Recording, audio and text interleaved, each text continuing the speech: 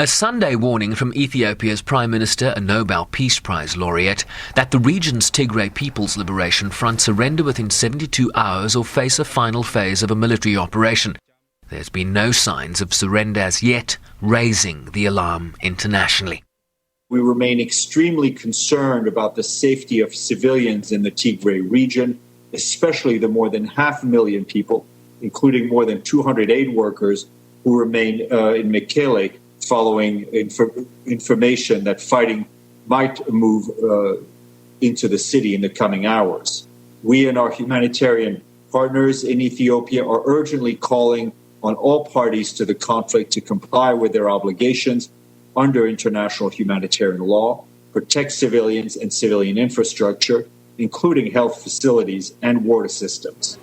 The United Nations says internal displacement in Tigray continues amid a communications blackout, while more than 40,000 people have now fled into Sudan, including 17,000 children, as the influx of people outpaces the capacity on the ground, as the need for additional humanitarian funding becomes increasingly urgent.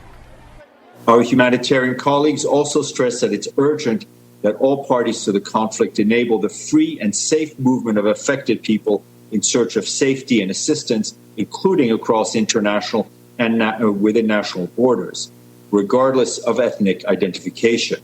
We, along with our partners in Ethiopia, are ready to provide humanitarian assistance to people impacted by conflict.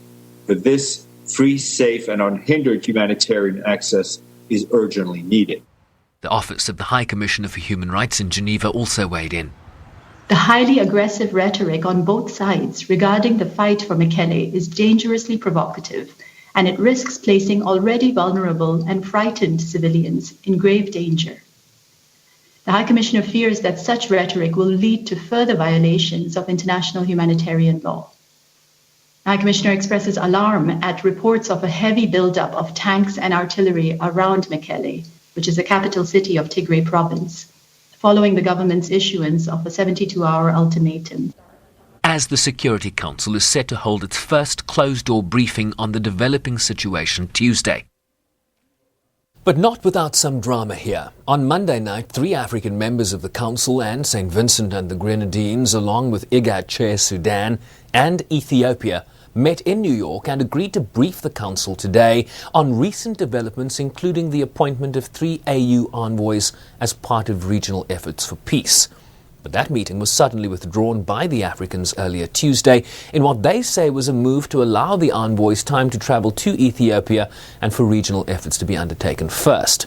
That didn't sit well with the Europeans, who put the matter back on the agenda for a closed-door briefing, the details of which have yet to be disclosed. Shervin Briceby's SABC News, New York.